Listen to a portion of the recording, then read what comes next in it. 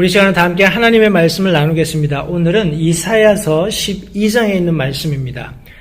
우리 이사야서는 우리가 알고 있는 대로 대예언서의 첫 번째 책이기도 합니다. 66장으로 되어 있는데 이 이사야서는 참 특이하게도 우리가 알고 있는 성경의 66권의 내용과 매우 흡사한 그런 구조를 가지고 있습니다. 그래서 전반 39장이 그런 구약의 과거의 그런 어떤 이스라엘을 설명하고 있다면 또 나머지 40장부터 66장까지의 27장은 우리 새로운 어떤 신약적인 그런 관점에서 말씀을 다루고 있습니다.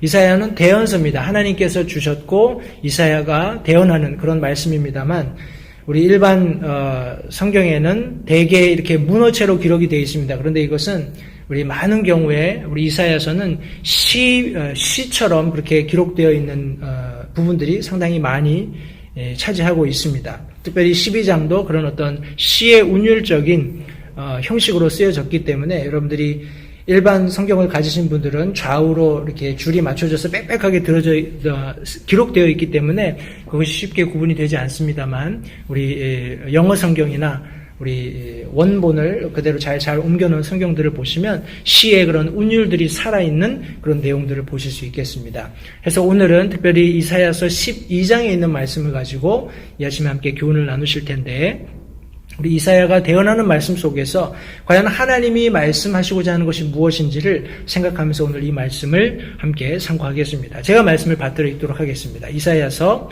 12장 우리 1절부터 6절에 있는 전체 12장의 말씀입니다. 그날에 내가 말하기를 오 주여 내가 주를 찬양하리이다. 비록 주께서 내게 노하셨사오나 주의 분노를 돌이키시고 또 주께서 나를 위로하셨나이다 하리로다. 보라 하나님은 나의 구원이시로다. 내가 신뢰하고 두려워하지 아니하리니 주 여호와는 나의 능력이시요 나의 노래이시며 그분께서 또한 나의 구원이 되셨도다. 그러므로 너희가 기뻐하며 구원의 우물들에서 물을 기르리로다. 그날에 너희가 말하기를 주를 찬양하라. 그분의 이름을 부르라. 그분께서 행하신 일을 백성 가운데 밝히 알리라. 그분의 이름이 높여졌음을 언급하라. 주께서 뛰어난 일들을 행하셨으므로 그분께 노래할지니 이것은 온 땅에 알려졌느니라. 시온의 거주민아 너는 소리 높여 외치라. 내 한가운데 계신 이스라엘의 거룩하신 이는 위대하시도다 하리로다. 오늘 본문의 말씀을 가지고 성도님들과 함께 그날 내가 말하기를 하는 이런 제목으로 함께 말씀을 나누겠습니다. 과연 저와 여러분들에게 그날 어떤 할 말이 있어야 하는지 또 그 할 말이 있기 위해서 무엇을 우리가 알아야 하는지 본문이 잘 설명해 주고 있는데 오늘 그 내용들을 가지고 함께 하나님 말씀을 나누겠습니다. 말씀을 위해서 잠시 기도하겠습니다. 하나님 감사합니다. 오늘 복된 주일을 저에게 허락하셔서 다시 한번 주님의 존전에서 하나님의 이루신 놀라운 구원으로 말미암아서 또 그 구원으로 인해서 우리에게 주어진 그런 영원한 복들을 인해서 감사하며 찬양하며 하나님 앞에 예배 드릴 수 있는 이런 특권을 주신 것을 이 시간 다시 한번 감사드립니다. 오늘 드리는 예배 속에서 하나님께서 특별히 이사야의 입술을 통해서 이스라엘 백성들에게 참 대언의 말씀을 해 주실 때 참 우리가 그때가 되었을 때 우리에게 마땅히 할 말이 있고 그 말 속에 하나님이 높여지는 그런 아름다운 찬양들이 있게 될 터인데 과연 그때는 무엇을 의미하며 또 우리는 그때를 맞이해서 어떤 말을 하나님 앞에 올려드릴 수 있는지 우리가 먼저 알아야 하겠고 또 준비되어야 할 줄 믿습니다. 이 말씀을 통해서 우리를 훈련하시고 다시 하나님의 말씀으로 되돌아가서 우리가 인생에 집착하는 것이 아니라 인생 이후에 있게 될 영혼을 기억하면서 또 그 영혼을 준비할 수 있는 지혜가 오늘 이 한 시간 들려지는 말씀을 통해서 새롭게 개발되어질 수 있게 주님 도와주시기 원합니다. 말씀 전하는 소정을 주님께 의탁드립니다. 사용하셔서 주님의 영광을 온전히 드러내시고 성령 하나님께서 뜻하신 대로 이 말씀들이 참 성도들의 마음밭에 잘 뿌려져서 풍성한 결실을 맺을 수 있도록 함께해 주시기를 간절히 바라올 때 예수님의 귀하신 이름으로 기도했습니다. 아멘. 자리에 앉으십시오. 우리가 이사야서 12장을 읽었습니다만 이사야서 12장은 우리가 그 한 장만을 딱 떼어서 설명하기에는 좀 어려움이 있습니다. 왜냐하면 이 말씀은 11장 말씀과 연결이 되어 있기 때문에 그렇습니다. 11장 말씀은 우리 특별히 천년 왕국에 대해서 설명을 하고 있습니다. 우리가 잘 아는 그런 내용의 말씀들이 우리 11장에 기록되어 있는데 제가 11장을 읽겠습니다. 11장이 길지 않기 때문에 여러분 이 안에서 천년 왕국 때 하나님께서 어떠한 회복과 어떠한 놀라운 통치를 이루시는지를 한번 이렇게 눈여겨보시기 바랍니다. 이사야서 11장 말씀해 보시면 이새의 줄기에서 한 막대기가 나며 그의 뿌리에서 한 가지가 나서 자랄 것이요. 여기 예수 그리스도를 설명하고 있습니다.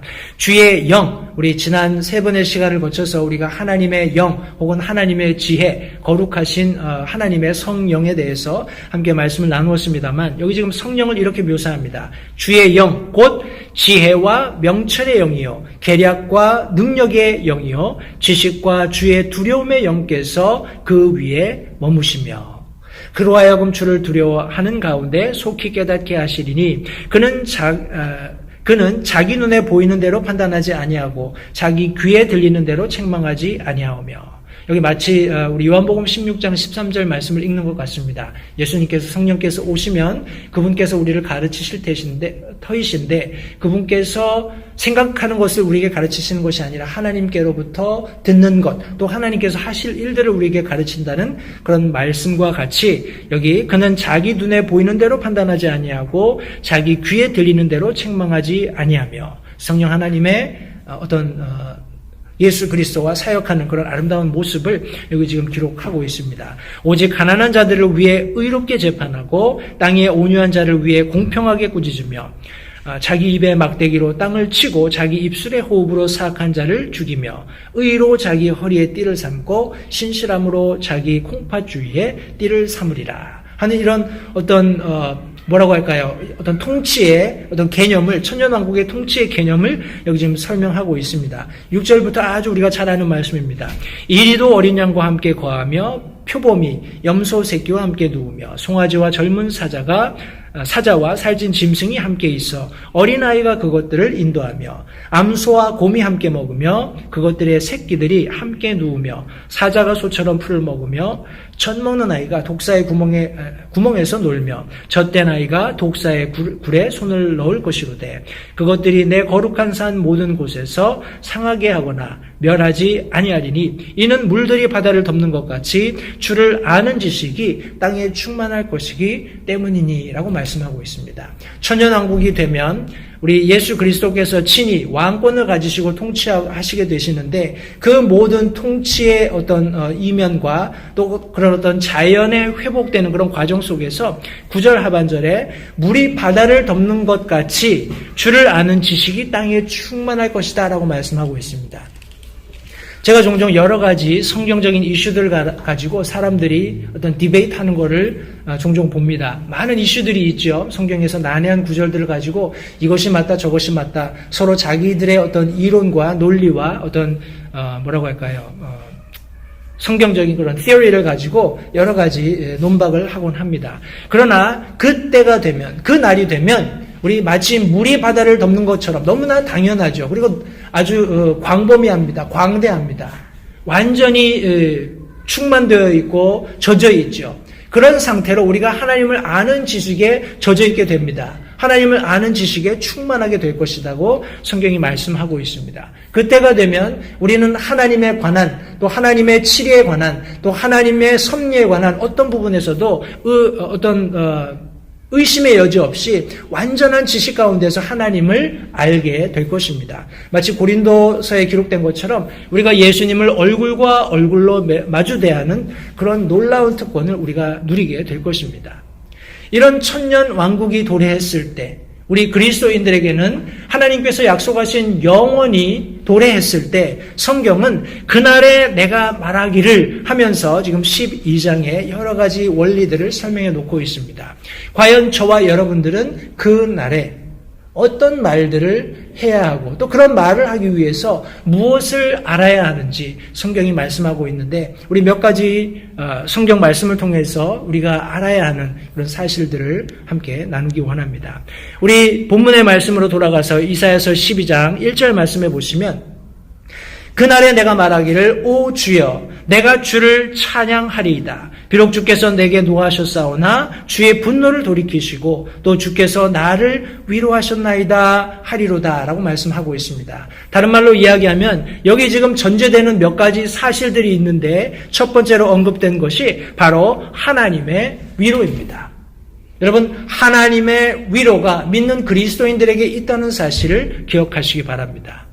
여기 성경 말씀에 보시면 비록 주께서 내게 노하셨사오나 주의 분노를 돌이키시고 라고 말씀하고 있습니다. 여러분, 때때로 우리는 그리스도인들이 어려움을 당하기 때문에, 그리스도인들이 고난받기 때문에 하나님 정말 나를 사랑하시는가? 하나님이 나를 정말 구원하셨는가? 구원받은 그리스도인의 삶이 이와 같아서 되겠는가? 하는 이런 실망스러움 속에서 여러분 하나님을 의심하거나 아니면 자기가 처한 환경을 비관하는 그런 모습들을 종종 봅니다. 그러나 우리가 히브리서에서도 마찬가지로 찾아볼 수 있는 것처럼 하나님께서는 늘 때때로 우리의 믿음을 단련하시기 위해서 고난을 허락하시지만 그 마지막에 하나님께서 우리를 위로하시고 회복하신다는 사실을 우리가 잊지 말아야 합니다. 때때로 우리가 아이들을 체벌을 하지요. 저도 세 아이가 있습니다만 이 아이들이 자랄 때 어려서는 굉장히 체벌을 많이 하고 또 자주 해야 했습니다. 왜냐하면 아이들이 하는 일들이 우리가 그리스도인으로서 마땅히 행해야 하는 어떤 질서들을 가정에 뭐라고 할까요? 규칙을 만들어 놓고 그 아이들이 그것을 어겼을 때는 우리가 가차없이 체벌하고 또 아이들이 바른 길로 갈 수 있도록 도와야 할 그런 의무가 있기 때문에 그렇습니다. 그러나 체벌을 하는 궁극적인 목적은 그냥 혼내는 것이 목적이 아니라 그 아이들이 잘못을 돌이킬 수 있게끔 다시 회복하는 그것이 중요한 그런 목적이라고 생각이 됩니다. 저는 그런 부분에 있어서 많이 실수를 범했습니다만 시간이 지나면서 또 하나님의 말씀 속에서 하나님께서 자신의 백성들을 다루시는 또 신약 말씀을 통해서 하나님께서 믿는 그리스도인들을 다루시는 그런 과정 속에서 하나님께서 때때로 벌하시기도 하시고 때때로 우리를 여러 가지 어려움 속에 이렇게 내어놓으시는 그런 경우들이 종종 있다는 사실을 발견하게 되었습니다. 이것은 하나님께서 그저 우리가 잘못했기 때문에 벌받으라고 우리가 하나님을 거역했기 때문에 좀 혼나보라고 이렇게 하나님께서 내버려 두거나 방치하는 것이 아니라 하나님의 관심 속에서 하나님의 그런 전능하신 능력의 바운더리 안에서 하나님께서 그들을 회복하는 그들을 회복시켜서 위로하시기 위한 것들이었다는 사실을 제가 발견하면서 다시 한번 하나님께 감사를 드리게 되었습니다. 여러분, 하나님께서 위로하신다는 사실을 잊지 말아야 하는데 우리 성경에는 많은 그와 같은 뭐라고 할까요? 고난 뒤에 하나님께서 위로하심으로써 그들이 참 놀랍게 회복되는 그런 과정들을 나타내는 많은 인물들이 있습니다. 여러분, 나오미가 그 중에 한 우리 캐릭터라고 생각이 됩니다. 우리가 잘 아는 것처럼 나오미는 그의 남편과 두 아이들을 데리고 우리 뭐라고 하나요? 기근을 피해서 우리 이방 나라로 피신했던 사람들입니다. 그러나 거기에서 나오미는 남편을 잃고 두 아들을 잃었습니다. 그리고 우리 자부가 되는 누구인가요? 우리 룻 한 사람을 제외하고는 그 모든 사람을 잃고 떠나보내야 하는 그런 참 가련한 신세가 되었습니다. 그가 룻과 함께 이스라엘에 돌아왔을 때 많은 친족들이 자신을 알아보고 나오미가 돌아왔다라고 반겼습니다. 그때 나오미가 자신을 무엇이라고 그들에게 소개했는고 하니 나를 이제 나오미라고 부르지 말고 나를 마라라고 부르라라고 이야기합니다. 마라라고 하는 말은 쓰다, 슬프다, 고통이다 하는 그런 의미를 가지고 있습니다. 여러분, 나오미는 더 이상 기쁨이나 혹은 행복이나 이런 단어들에서는 자신을 발견할 수 없었습니다. 남편을 잃었고 자녀들을 잃고 참 초라한 모습으로 다시 귀국하게 된 우리 자부 하나를 데리고 귀국하게 된 자신의 그런 삶의 터전으로 돌아온 자신을 보면서 참 하나님 앞에서도 굉장히 어떤 의미에서는 쓴뿌리가 있었을지 모릅니다. 그러나 우리가 룻기를 쭉 읽어보다 보면 우리 마지막 부분에 하나님께서 룻이 우리 보아스와의 사이에서 사내 아이를 출생함으로써 나오미가 그 아이를 안고 기뻐하는 모습을 우리 룻기 마지막 부분에서 우리가 발견할 수 있죠. 그 사람이, 그 아이가 바로 후에 다윗의 증조부가 되는 우리 오벳이었습니다. 오벳을 안고 나오미가 기쁨이 가득 차서 웃고 있는 모습을 여러분 상상해 보십시오. 그녀가 경험했던 인생 전반에서 겪었던 그런 남편을 잃고 두 아이를 잃고 또 한 자부를 떠나보내야 하는 그런 가슴 아픈 그런 어떤 뭐라고 할까요? 고난과 슬픔 이면에 하나님께서 그녀가 하나님의 씨가 약속되는 왕권이 약속되는 다윗이라는 왕의 증조부가 되는 오벳을 안고 기뻐하게 하심으로써 그녀를 위로하게 하셨다고 성경이 말씀하고 있습니다. 여러분 욥도 그와 같은 예라고 생각이 됩니다. 그가 하나님 앞에서 의로운 사람이었고 그가 하나님을 두려워하는 경외하는 사람이었지만 좀 여러 가지 고난들을 통하여서 결국 하나님 앞에 그가 순결함이 검증되었고 입증되었고 하나님께서 그가 가졌던 모든 것보다 갑절로 그를 축복하시는 그런 마지막 부분을 우리 욥기는 전반적으로 기록을 하고 있습니다.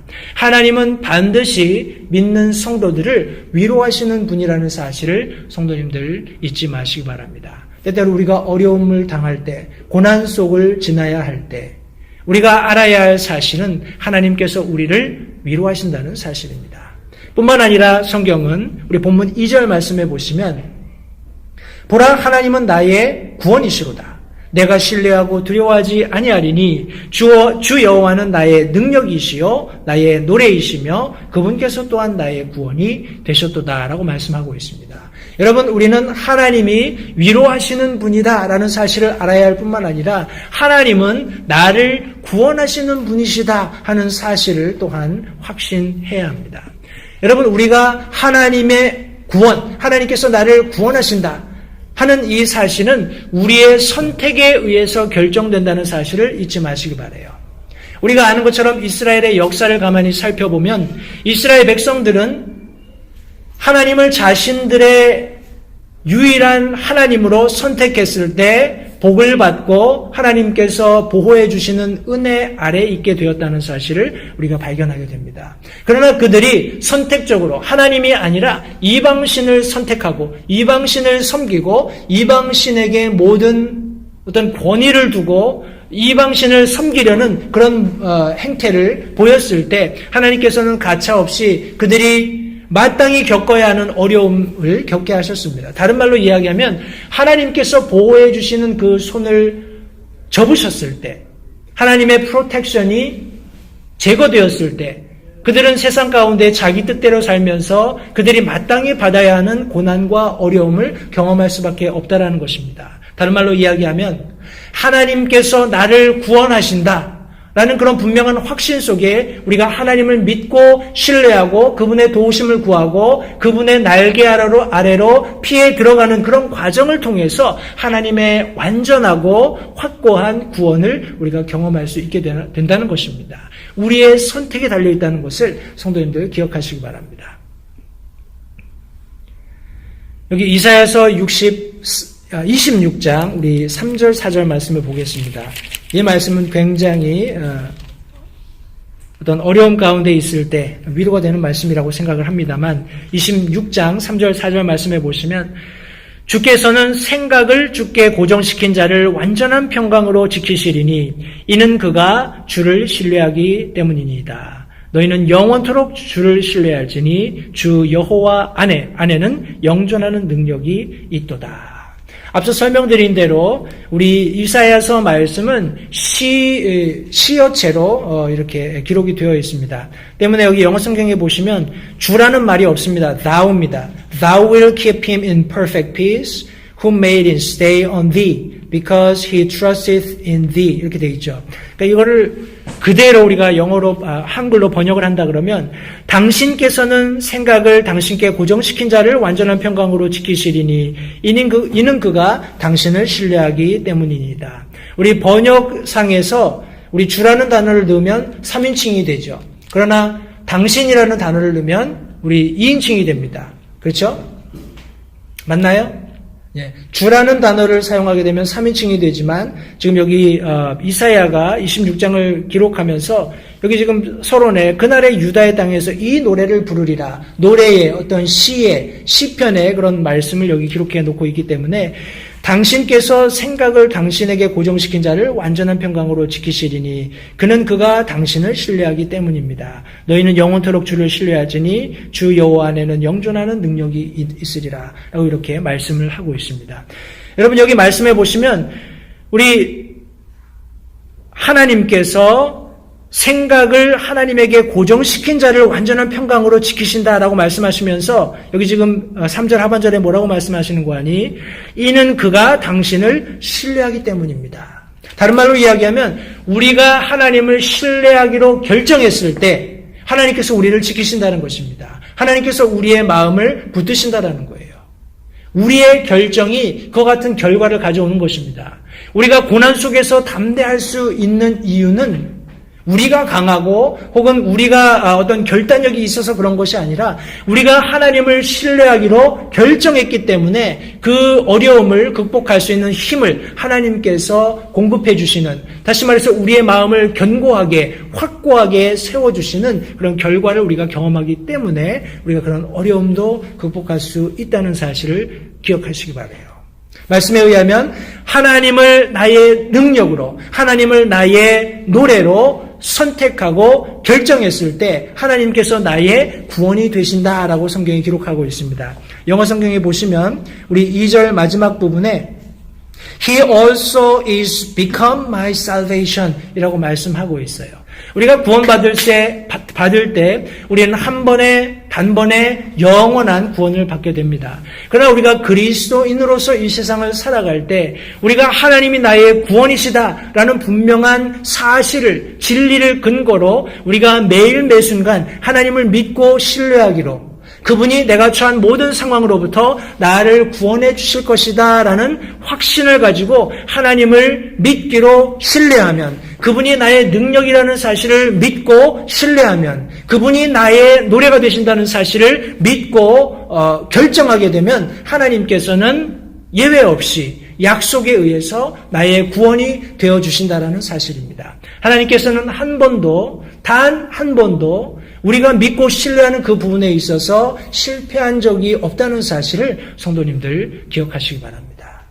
그날에 내가 말하기를, 사랑하는 성도 여러분, 저와 여러분들은 하나님께서 통치하시는, 예수 그리스도께서 통치하시는 천년왕국에 우리 함께 들어가서 주님과 왕노릇하게 될 것입니다. 그때 우리가 무엇인가 할 말이 있기 위해서 우리가 알아야 할 사실이 있는데, 바로 하나님께서는 지금 이 순간에도 위로의 하나님이시며 또 구원의 하나님이라는 사실을 잊지 마시기 바랍니다. 두 번째, 성경이 말씀하시는 우리가 그날에 말할 수 있는 그런 사람이 되기 위해서 우리 그리스도인으로서 마땅히 느껴야 할 감정이 있다라고 말씀하고 계십니다. 이 감정은 그냥 우리가 흔히 얘기하는 그런 이모션, 단순히 그냥 이모션이라고 표현하기에는 좀 어려움이 있습니다. 왜냐하면 제가 말씀의 대지로 선택한 느껴야 할 감정이라는 것은 우리 그리스도인의 삶 속에서 우리가 항상 인식해야 하는, 항상 가져야 하는 그런 감정이기 때문에 그렇습니다. 다른 말로 얘기하면 이것은 좀 더 어떤 템포럴하다거나 아니면 어떤 순간적으로 우리가 인생에서 경험하는 기쁨, 슬픔, 희노애락이라고 하죠. 이런 감정과는 조금 차이가 있습니다. 좀 더 우리가 말씀을 함께 참고하면서 설명을 드리겠습니다만, 여기 지금 우리가 느껴야 할 감정으로서 우리 3절 말씀해 보시면, 그러므로 너희가 기뻐하며 구원의 물들에서 물을 기르리로다 라고 말씀하고 있어요. 여러분, 그리스도인의 삶 속에는 그리스도인으로서 마땅히 느끼고 우리가 가져야 하는 기쁨이 있다라는 사실을 잊지 마시기 바랍니다. 이 기쁨은 우리의 상황이나 어떤 우리의 환경과 상관이 없다라는 것을 먼저 우리가 알아야 하겠습니다. 왜냐하면 이 기쁨은 성령 하나님께서 가져다 주시는 것이기 때문에 그렇습니다.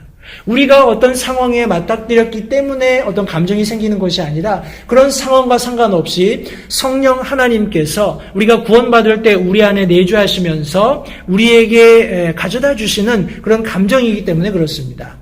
우리 요한복음 6장 35절 말씀에 보시면 예수님께서 그들에게 이르시되 내가 곧 생명의 빵이니 내게 오는 자는 결코 줄이지 아니할 것이요 나를 믿는 자는 결코 목마르지 아니하리라 라고 성경에 기록하셨습니다. 여러분 여기 나를 믿는 자는 결코 목마르지 아니하리라 라고 예수님께서 말씀하셨을 때 이것은 우리가 피지컬리 먹는 그런 물이 아닙니다. 이것은 성령으로 말미암아서 우리 인생에서 가져오는 갈증을 해소시켜 주시는 그와 같은 어떤 뭐라고 할까요? 실제적으로 우리의 영적인 갈증을 해소시켜 주는 그와 같은 물을 의미하는 것입니다. 우리가 잘 아는 요한복음 4장 말씀에 의하면 예수님께서 우리 사마리아 여인과 우물가에서 대화하시는 과정 가운데 여기 10절에 이렇게 말씀하십니다. 우리 7절 말씀부터 볼까요? 한 사마리아 여자가 물기르러 오매 예수님께서 그에게 이르시되 마실 물을 내게 주라 하시니 이는 그분의 제자들이 먹을 것을 사러 그 도시로 들어갔기 때문이라. 그때 사마리아 여자가 그분께 이르되 당신은 유대인이면서 어찌하여 사마리아 여자인 내게 마실 물을 달라고 하시나이까 하니 유대인이 사마리아인과 상종하지 아니하는 그런 어떤 그런 시대적인 그런 전통이 있었기 때문에 그렇습니다. 10절 말씀에 예수님께서 그녀에게 대답하여 이르시되 내가 만일 하나님의 선물을 알고 또 내게 마실 물을 내게 주라 하는 이가 누구인 줄 알았더라면 그에게 구하였을 것이요 그가 내게 생수를 주었으리라 라고 말씀하고 있습니다. 14절 말씀에 누구든지 내가 줄 물을 마시는 자는 결코 목마르지 아니하리니 내가 줄 물은 그 사람 속에서 솟아나는 우물이 되어 영존하는 생명에 이르게 하리라 라고 말씀하고 있습니다. 지난주에 우리가 함께 살펴보았던 것처럼 성령께서 우리 삶에 가져다 주시는 풍성한 열매들, 그 열매들은 우리가 어떤 상황 속에서 느끼는 감정 때문이 아니라 다시 한번 강조드리거니와 성령께서 내주하셔서 우리가 그리스도인으로서의 합당한 삶을 살게 인도해 가시는 과정 속에서 자연스럽게 맺어지는 삶의 결과물들이라는 사실을 성도님들 기억하시기 바랍니다. 그럴 때 우리 그리스도인의 삶 속에 샘솟아나는 기쁨이 있게 된다는 것입니다. 그러한 감정을 우리 믿는 그리스도인들이 함께 가져야 한다고 성경이 말씀하시고 있는 것입니다. 여러분 때때로 우리는 내 자신을 빈곤에 처하게 하는 지혜가 필요합니다. 무슨 말씀인고 하니 우리 마태복음 5장 말씀에 보시면 우리 예수님께서 우리 흔히 얘기하는 산상수훈의 말씀을 통해서 이렇게 처음 우리 말문을 여셨습니다. 우리 3절과 4절 말씀 제가 2절만 읽겠습니다. 마태복음 5장 3절 4절 2절의 말씀입니다. 영이 가난한 자들은 복이 있나니 하늘의 왕국이 그들의 것이기 때문이요 애통하는 자들은 복이 있나니 그들이 위로를 받을 것이기 때문이니라고 말씀하셨습니다. 여러분 저와 여러분들은 우리는 많은 것을 가지고 있다. 많은 것을 소유하고 있다. 또 우리는 모든 것에 있어서 기쁨을 영위할 수 있다. 이런 착각에 종종 빠지곤 합니다. 그러나 하나님께서는 우리가 하나님의 왕국을 소유하기 위해서 또 우리가 위로를 얻기 위해서 영이 가난해야 하고 애통함이 있어야 한다라고 말씀하고 있어요. 우리 자신을 낮추는 것, 우리 자신을 하나님의 눈앞에서 가난한 자로 또 애통한 자로 무엇인가 울부짖어서 하나님께 무엇을 구해야 할 자로 낮추는 그런 과정을 통해서 하나님께서 우리에게 말할 수 없는 기쁨을 가져다 주신다고 성경에 말씀하고 있습니다. 여러분 우리가 잠시 살펴보았던 요한복음 4장 말씀을 통해서 하나님께서는 우리가 어떻게 영적인 배고픔을 해결할 수 있는지 말씀해 주고 계십니다. 우리 요한복음 4장 32절 말씀에 보시면 그분께서 그들에게 이르시되 내게는 너희가 알지 못하는 먹을 양식이 있느니라 하시면서 34절에 그것이 무엇인지를 설명하십니다. 예수님께서 그들에게 이르시되 내 양식은 나를 보내신 분의 뜻을 행하며 그분의 일을 끝마치는 것이니라 라고 말씀하셨습니다. 여러분, 저와 여러분들은 이 세상을 살아가면서 때때로 이 세상 것들에 우리의 삶의 목표를 두고 마치 살아가는 것처럼 이 세상을 살 때가 있습니다. 좋은 학교를 가고 좋은 직장을 가고 우리 자녀들이 잘 되고 출세하고 또 좋은 결혼 생활을 하고 우리 자손들을 생산하고 하는 이런 모든 과정들 좋은 것입니다. 그러나 궁극적으로 하나님께서 우리 믿는 그리스도인들에게 우리가 느껴야 할 감정, 특별히 그리스도인으로서 느껴야 할 기쁨의 감정은 우리가 영적인 배고픔을 가지고 하나님의 뜻이 무엇인지를 찾고 그 뜻을 성취하는 과정을 통해서 갖게 된다고 성경이 말씀하고 있는 것입니다. 여러분, 우리에게는 영적인 갈증도 있죠. 이것을 어떻게 해결할 수 있을까요? 요한복음 우리가 읽었던 4장 14절 말씀이 누구든지 내가 줄 물을 마시는 자는 결코 목마르지 아니하리니 내가 줄 물은 그 사람 속에서 솟아나는 우물이 되어 영존하는 생명에 이르게 하리라라고 말씀하셨습니다. 좀 더 구체적으로 우리 요한복음 7장 말씀에 보시면 우리 37절, 38절 2절 말씀에 예수님께서 조금 더 구체적으로 이 영적인 갈증을 어떻게 해소할 수 있는지를 말씀해 주고 계십니다. 요한복음 7장 37절, 38절 2절의 말씀입니다. 마지막 날, 곧 명절의 그 큰 날에 예수님께서 서서 외쳐 이르시되 누구든지 목마르거든 내게로 와서 마시라. 나를 믿는 자는 성경 기록이 말한 것 같이 그의 배에서 생수의 강들이 흘러나오리라 하시니라. 우리 39절에 이 말씀을 좀 풀어서 기록했습니다. 그러나 이것은 그분께서 자기를 믿는 자들이 받을 성령을 가리켜 말씀하신 것이니 예수님께서 아직 영광을 받지 아니하셨으므로 아직 성령님께서 주어지지 아니하셨더라라고 말씀하고 있습니다. 우리 본문 말씀 이사야서 12장 3절 같은 말씀이죠. 그러므로 너희가 기뻐하며 구원의 우물들에서 물을 기르리라. 구원받은 그리스도인에게는 내주하는 성령님이 계시고 성령 하나님께서 우리가 마땅히 느껴야 할 감정을 갖게 하시는데 그것은 인간적인 이모션이 아니라 그리스도인으로서 내주하시는 성령께서 끊임없이 우리를 합당한 그리스도인으로 살아가도록 우리 삶에 역사해 주시는 과정 속에서 우리가 얻게 되는 기쁨이라는 것을 성도님들 기억하시기 바랍니다. 영적인 배고픔은 우리가 하나님의 뜻을 행함으로 해결할 수 있습니다. 또 영적인 갈증은 우리가 성령 하나님과 동행하면서 성령 하나님께서 인도하시는 대로 살아갈 때 영적인 갈증이 해소될 수 있다고 말씀하고 있습니다. 이것은 앞서 설명드린 대로 우리 라이프타임을 통해서 우리가 성취해야 하는 것입니다.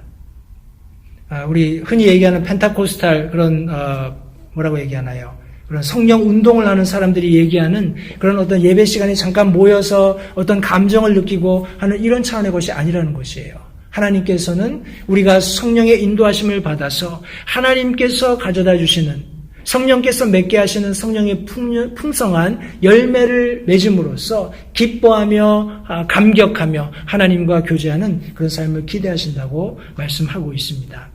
우리 이사야서 12장 4절 말씀을 통해서 우리가 느껴야 할 또 다른 감정을 성경에 말씀하고 있는데 또 그날에 너희가 말하기를 주를 찬양하라. 그분의 이름을 부르라. 그분께서 행하신 일을 백성 가운데 밝히 알리라. 그분의 이름이 높여졌음을 언급하라 라고 기록하고 있습니다. 여러분, 저와 여러분들은 그리스도인으로서 성령 하나님께서 가져다 주시는 그런 어떤 삶의 기쁨을 느껴야 할 뿐만 아니라 더 나아가서 그리스도인으로서 합당한 찬양의 삶을 삶으로써 하나님을 높여드리는 그런 찬양의 감격을 느껴야 한다고 성경이 말씀하고 있습니다. 여러분, 이것은 우리가 하나님을 기억할 때 이룰 수 있는 것입니다. 여러분, 여기 말씀에서처럼 그날에 너희가 말하기를 주를 찬양하라. 그분의 이름을 부르라. 다른 말로 이야기하면 여러분 삶에 찾아오는 모든 기쁨, 감격스러운 순간들마다 여러분 하나님을 기억하면서 그분께서 내가 이런 아름다운 상황 가운데 있게 하셨다라는 것을 인정할 때, 하나님을 기억할 때 찬양할 수 있게 된다는 사실을 성경이 말씀하고 있는 것입니다. 그분이 나의 능력이 되시며 그분이 나의 노래가 되신다는, 하나님께서 나의 능력이십니다. 하나님께서 나의 노래가 되십니다. 하는 사실을 믿고 확신하면서 하나님을 기억하는 삶 속에 하나님을 찬양하는 아름다운 감정을 우리가 가질 수 있게 된다고 성경이 말씀하고 있는 것입니다. 또한 계속해서 본문의 말씀해 보시면 4절에 그분께서 행하신 일들을 백성 가운데 밝히 알리라 라고 말씀하고 있습니다. 다른 말로 이야기하면 하나님을 선포하는 과정 속에서 우리 그리스도인으로서 찬양하는 그런 감정을 우리가 느낄 수 있습니다. 자주 드리는 말씀입니다만 우리가 복음을 선포할 때 종종 사람들에게 그 복음을 거절당하는 그런 경우들이 있습니다. 많은 경우에 그 피전도자, 우리가 복음을 전하는 그 상대방이 주변에 있는 그리스도인이 좋지 않은 그런 그리스도인의 간증을 보였기 때문에 내 이웃에 사는 누구가 사는 모습을 보니 그리스도인이 저렇게 살아서 되겠나 하는 그런 생각을 가지고 있던 차에 예수 믿으라고 우리가 복음을 전하게 되면 우리 십중팔구는 거절당하기 쉽습니다. 여러분, 우리가 하나님을 선포한다라는 것은 우리 삶이 하나님의 복음 전하는 도구로서 온전히 드려지는 그런 과정이 선행되어야 합니다. 그저 나가서 우리의 입으로 우리가 가지고 있는 전도지들을 그저 전해줌으로써 우리가 그들을 주님께로 인도할 수 있다고 생각하는 것은 큰 오해이며 큰 착각입니다. 저와 여러분들이 하나님을 찬양하지 않는다면 과연 우리가 하나님을 증거할 때 혹은 예수 그리스도를 저들의 개인의 구세주로 영접하도록 권면하는 그런 과정 속에서 어떻게 그들의 입술을 통해서 하나님을 찬양하는 결과를 우리가 얻을 수 있겠습니까? 우리가 먼저 그리스도인으로서 하나님을 찬양하는 삶을 살아갈 때 우리가 복음 전하는 그런 과정 속에서도 하나님께서 그들이 우리의 삶 속에서 일어난 모든 일들을 보고 하나님을 찬양할 수 있게끔 인도해 주신다고 우리 마태복음이 설명하고 있습니다. 여러분, 우리는 하나님을 기억하고 하나님을 선포하며 하나님을 높이는 삶을 살아야 합니다. 그런 삶이 하나님께서 우리에게 기대하시는 그리스도인으로서 느낄 수 있는 모든 감정을 경험하게 하시는 유일한 방법이라는 사실을 기억하시기 바라요. 우리 12절, 4절 마지막 부분에 보시면 그분의 이름이 높여졌음을 언급하라 라고 말씀하고 있습니다. 여러분, 그분의 이름은 이미 높여졌습니다. 우리가 높인다고 높여지는 것이 아니라 그분의 이름은 이미 높여져 있고 이것을 우리가 확실하게 선포해야 한다고 성경이 말씀하고 있어요. 빌립보서 2장 9절부터 11절 말씀해 보시면 그러므로 하나님께서도 그분을 높이 올리시고 모든 이름 위에 있는 이름을 그분에게 주사 하늘에 있는 것들과 땅에 있는 것들과 땅 아래에 있는 것들의 모든 무릎이 예수라는 이름에 굴복하게 하시고 또 모든 혀가 예수 그리스도는 주시라고 시인하여 하나님 아버지께 영광을 돌리게 하셨느니라 라고 말씀하셨습니다. 여러분, 예수 그리스도께서는 이미 구원의 사역을 성취하셨습니다. It is finished. It is done. 다 끝난 일입니다. 이미 하나님께서 그분의 이름을 높이 올리셨습니다.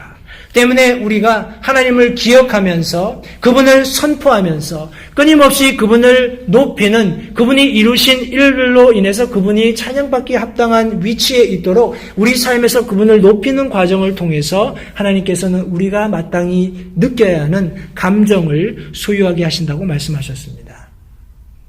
그 날에 우리 마지막 때가 되어서 예수 그리스도께서 천년왕국을 배설하시고 그 가운데 우리가 함께 동참해서 무엇인가 할 말이 있기 위해서 우리가 먼저 알아야 할 사실이 있다고 말씀드렸습니다. 하나님은 위로의 하나님이시며 하나님은 구원의 하나님이십니다.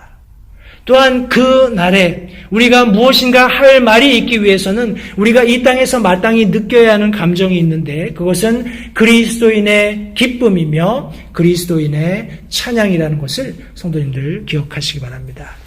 우리 마지막으로 본문 말씀 속에서 하나님께서는 우리가 그 날에 무엇인가 할 말이 있기 위해서 행해야 할 행동이 있다라고 말씀하고 계세요. 우리 다시 본문으로 돌아가서 5절 말씀, 이사야서 12장 5절 말씀에 보시면 주께서 뛰어난 일들을 행하셨으므로 그분께 노래할지니 이것이 온 땅에 알려졌느니라 라고 말씀하셨습니다.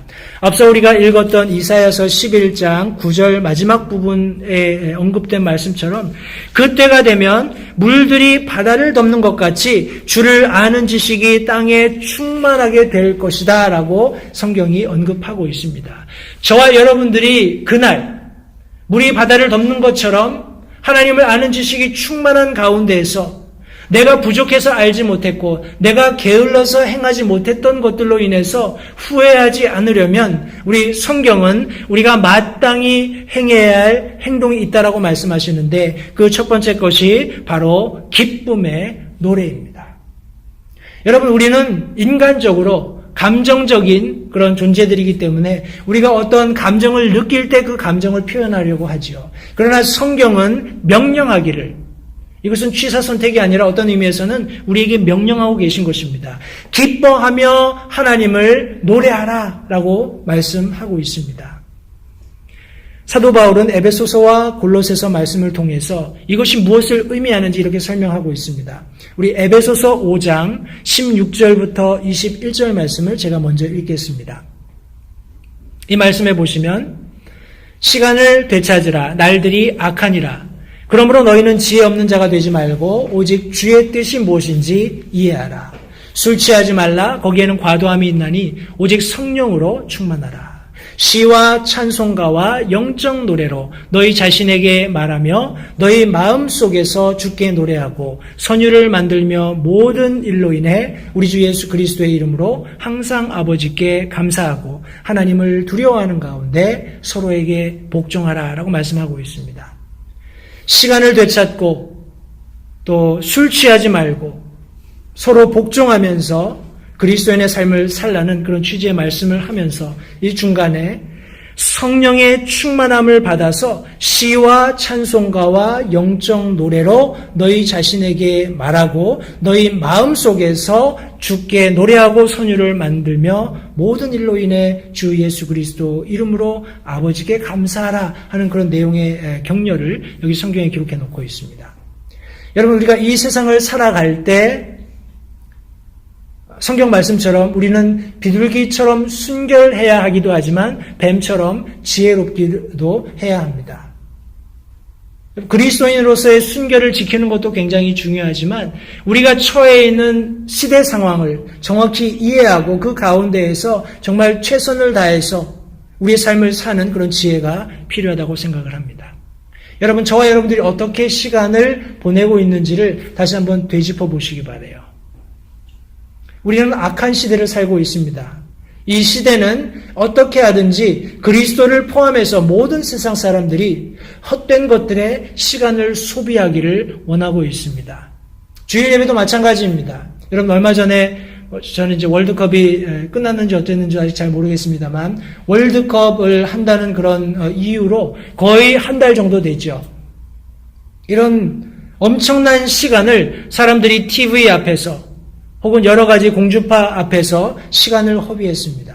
여러분, 축구의 매니아가 되고 또 그런 어떤 승부라든지 어떤 고래 득실을 가지고 어떻게 이 모든 것들이 이루어지는지 거기에 시간을 투자해서 잘 알고 있는 사람들은 굉장히 이 게임이 재미있을지 모르겠어요. 근데 저 같은 사람, 특별히 이런 축구에 관심이 없는 사람들은 그렇게 시간을 투자하는 사람들을 보면 저 아까운 시간을 왜 저렇게 하고 있을까 하는 그런 생각이 들 정도입니다. 시간을 되찾으라고 말씀하고 있어요.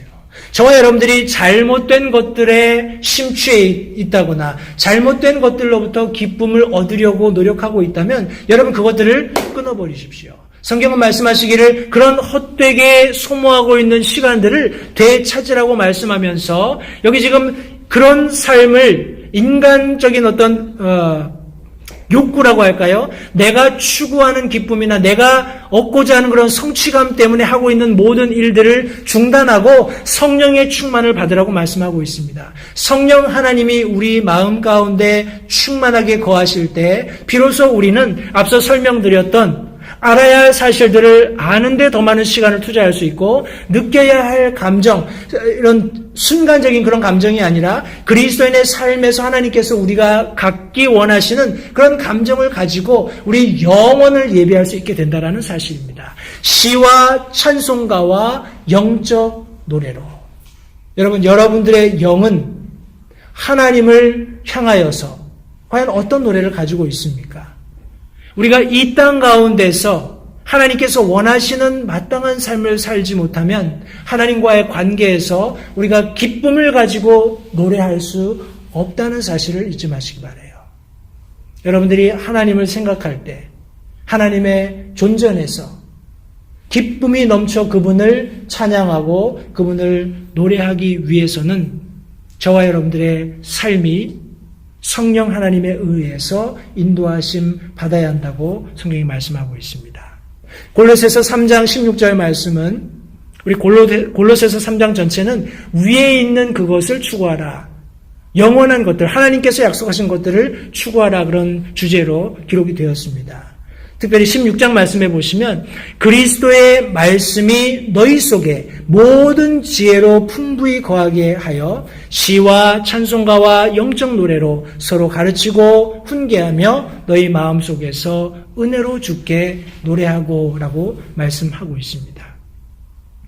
우리 에베소서 말씀이 세상에서 우리가 어떤 주의를 기울이면서 성령의 충만함을 받아야 하는가 설명하고 있다면 우리 골로새서 3장 16절 말씀은 우리가 위의 것들을 바라보면서 하나님께 우리의 온 시선을 고정하고 살아가는 삶 속에서 시와 찬송가와 영적 노래로 서로 가르치고 훈계하며 마음속에서 은혜로 주께 노래하라고 말씀하고 있습니다. 여러분, 하나님께서 이루신 일들을 기억하시기 바라요. 하나님께서 이루신 일들로 말미암아서 우리가 영원을 소망하게 된 것입니다. 하나님께서 그렇게 행하시지 않았다면, 다시 말해서 그 아들 예수 그리스도를 이 땅 가운데 보내주시고 갈보리 언덕에서 나와 여러분들의 죄를 위해서 피 흘려 돌아가게 하시는 그런 일들을 이루시지 아니하셨다면 저와 여러분들은 구원받을 수도 또 영원을 사모할 수도 없는 죽어 멸망할 수밖에 없는 죄인으로 여전히 비참한 삶을 살아가게 될 뿐이라는 사실을 잊지 마시기 바랍니다. 여러분, 그 일들은 온 땅에 알려져야 합니다. 저와 여러분들의 삶을 통해서 저와 여러분들이 하나님 앞에 드리는 기쁨의 노래를 통해서 이 온 세상에 알려져야 한다는 사실을 기억하시기 바랍니다. 우리 5절 마지막 말씀에 주께서 뛰어난 일들을 행하셨으므로 그분께 노래할지니 이것이 온 땅에 알려졌느니라. 여러분, 저와 여러분들이 하나님께서 이루신 일들을 세상에 전하는 도구로 사용될 수 있다는 것을 감사하시기 바랍니다. 우리가 하든지 하지 않든지 우리가 자원해서 하나님과 동역하는 사역을 통해서 하나님께서 이루신 일들을 알리든지 그렇게 하지 않든지 하나님께서는 그 일을 하실 것입니다. 여러분, 가령 그것이 사실이라면 왜 저와 여러분들이 자원해서 volunteer로 하나님의 일을 알리는 일에 들여지지 않겠습니까? 그것이 마땅히 그리스도인이 행해야 할 행동이라고 말씀하고 있어요. 우리 마지막으로 우리가 기쁨의 노래를 부르는, 기쁨의 노래를 하나님 앞에 드리는 삶을 사는 행동을 해야 할 뿐만 아니라 우리 6절 마지막 우리 이사야서 12장 6절 말씀에는 시온의 거주민아 너는 소리 높여 외칠지라 내 한가운데 계신 이스라엘의 거룩하신 이는 위대하시도다 라고 성경이 기록하고 있습니다. 여러분, 저와 여러분들은 승리의 외침의 함성을 내야 합니다. 성경 말씀에 의하면 우리 시온의 거주민들을 이렇게 명명하고 있습니다. 시온의 거주민들아 하면서 너는 소리 높여 외치라라고 말씀하고 있죠. 우리 시편 87편 2절 3절 말씀해 보시면 특별히 이 시온이라는 지명은 하나님의 도시와 동의어로 사용되고 있습니다. 예루살렘을 지칭합니다.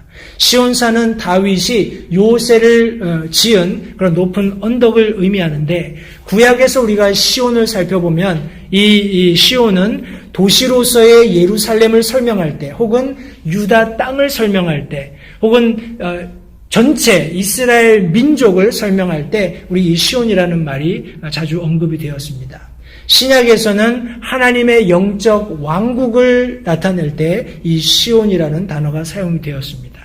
우리가 이 모든 구약과 신약의 말씀들을 통틀어서 우리가 낼 수 있는 결론이 있다면 결론적으로 시온이라는 것은 혹은 시온의 거주민이라는 것은 그리스도의 통치하에 있는 그리스도께서 다스리시는 그 권세하에 그분의 통치와 보호와 인도하심 하에 있는 모든 믿는 자들로 우리가 정의할 수 있다고 생각을 합니다. 우리 이사야서 11장 말씀 11절 12절에 기록된 것처럼 그날에 다시 주께서 두 번째 자신의 손을 세우사 자신의 백성 가운데 남은 자들 곧 남게 될 자들을 되찾되 아시리아와 이집트와 바드로스와 구스와 엘람과 시날과 하맛과 바다의 여러 섬으로부터 되찾으실 것이요 또 그분께서 민족들을 위하여 길을 세우시고 이스라엘의 쫓긴 자들을 모으시며 땅의 사방에서부터 유다에 흩어진 자들을 함께 모으시리라 라고 말씀하셨습니다. 여러분, 하나님께서는 예수 그리스도를 통해서 종국의 모든 믿는 자들을 모으시는 것을 목표로 하고 계신다는 것을 성경이 말씀하고 있습니다. 저와 여러분들이 구원받았다면 하나님께서 마지막 날 믿는 자들을 모으실 때 저와 여러분들은 승리의 함성을 외치면서 주님께로 나아갈 수 있는 그런 자격을 갖추게 되었다는 사실을 잊지 마시기 바랍니다. 우리가 이런 승리의 함성을 외칠 수 있는 것은 비단 우리가 주님의 부르심에 응답해서 나아갈 수 있을 뿐만 아니라 바로 우리를 위해서 피 흘려 돌아가신 예수 그리스도께서 계시기 때문이라는 사실이기도 하다고 성경이 말씀하시고 있습니다. 우리 6절 마지막 부분에 보시면 내 한가운데 계신 이스라엘의 거룩하신 이는 위대하시도다 라고 말씀하고 있습니다. 여러분, 우리는 위대한 하나님을 섬기고 있습니다. 그분은 우리 가운데 계시며 우리를 핏값 주고 사신 참 구원자가 되십니다. 그런데 참 재미있는 것은 우리 12장 6절 마지막 부분에 내 한가운데 계신 이스라엘의 거룩하신 이 The Holy One of Israel이라는 표현입니다. 하나님께서는 자신의 여러 가지 다른 이름으로 이스라엘의 자신을 소개하실 수도 있을 것이라고 생각합니다. 엘샤다이, 우리 잘 아는 표현이죠. 엘샤다이, God Almighty, 혹은 엘 엘리온, God the High, 엘 올람, Everlasting God. 많은 하나님의 어떤 그런 칭호들이 있었습니다. 그런데 여기 지금 성경에는 The Holy One of Israel, 하나님께서 이스라엘을 위한 거룩하신 분이라고 자기 자신을 낮추시는 모습을 성경에 기록하고 있는 것입니다. 여러분, 우리 이 The Holy One of Israel, 이스라엘의 거룩하신 이라는 표현이 있는 성경 구절을 찾아서 종합해 보면 그 공통점이 무엇인가 하니 이것이 언급된 한 30개의 절이 있는데 문맥적으로 이스라엘이 범죄했을 때 혹은 범죄한 직후에 그들이 그 범법으로 인해서 고난당하는 과정 가운데 하나님께서 그들을 구출하시는 그런 과정에 하나님께서 자기 자신을 The Holy One of Israel, 이스라엘의 거룩하신 이라고 표현하고 계신다는 사실입니다. 여러분 기억하십시오. 우리는 때때로 인생을 살아가면서 여러 가지 어려움들에 봉착합니다. 우리의 범죄로 인해서 하나님께서 우리가 그것을 회복하시게끔 다루시는 그런 과정 속에서 우리가 잊지 말아야 할 것은 마지막 날에 우리가 승리의 외침으로써 함성을 지를 수 있는 우리의 구원자가 계시다는 사실을 우리가 잊지 말아야 합니다. 여러분, 매일 매순간 우리가 기쁨의 노래를 불러야 할 뿐만 아니라 승리의 외침을 끊임없이 하나님 앞에 외칠 수 있게 되기를 바랍니다. 그것이 바로 우리가 마땅히 행해야 하는 행동이라고 성경이 말씀하고 있습니다. 저는 오늘 본문의 말씀을 통해서 성도님들과 함께 그날에 내가 말하기를, 우리 천년왕국이 도래했을 때 저와 여러분들이 구원받아서 주님과 함께 왕노릇하게 되었을 때 우리가 무엇인가 할 말이 있을 수 있게 되기를 바랍니다. 우리 특별히 1절과 4절 말씀해 보시면 또 그날 내가 말하기를 오 주여 내가 주를 찬양하리이다. 4절 말씀에서도 또 그날에 너희가 말하기를 주를 찬양하라. 저와 여러분들이 하나님을 찬양할 수 있게 되기 바랍니다. 그런데 그러기 위해서 우리가 먼저 확신해야 하는 그런 세 가지 것이 있는데 우리가 먼저 알아야 할 사실들이 있다는 거예요. 위로의 하나님이 계시다는 것, 구원의 하나님이 계시다는 것을 우리가 알아야 합니다. 또 그리스도인으로서 마땅히 느껴야 할 감정들이 있습니다. 그리스도인으로서의 기쁨, 또 그리스도인으로서의 찬양을 우리 삶에서 환경이나 여건과 상관없이 우리가 매일 매순간 구원받은 그리스도인이기 때문에 성령께서 내주하시는 그런 그리스도인이기 때문에 우리가 이와 같은 감정을 소유해야 한다고 성경이 말씀하고 있습니다. 더 나아가서 우리는 이것을 알고 느낄 뿐만 아니라 실제적으로 행동해야 합니다. 하나님께서는 우리가 실천하기를 원하세요. 하나님께서 우리를 위해서 그저 우리를 사랑한다고 말하지 않으시고 그 사랑을 실제적으로 몸소 보여주셨습니다. 저와 여러분들도 우리가 하나님께서 허락하신 영혼을 사모하고 있다면, 주님과 함께 왕노릇하는 그날을 고대하고 있다면 우리도 그날에 하나님 앞에 올려드릴 찬양이 있는 삶을 살기 위해서는 우리도 실제적으로 행동해야 한다는 사실을 잊지 마시기 바랍니다. 함께 복음 전하며 또 그리스도인으로서의 합당한 삶을 살면서 그날을 기다리고 고대하는 모든 LH 침례교회 성도님들이 되시기 바랍니다. 기도하겠습니다.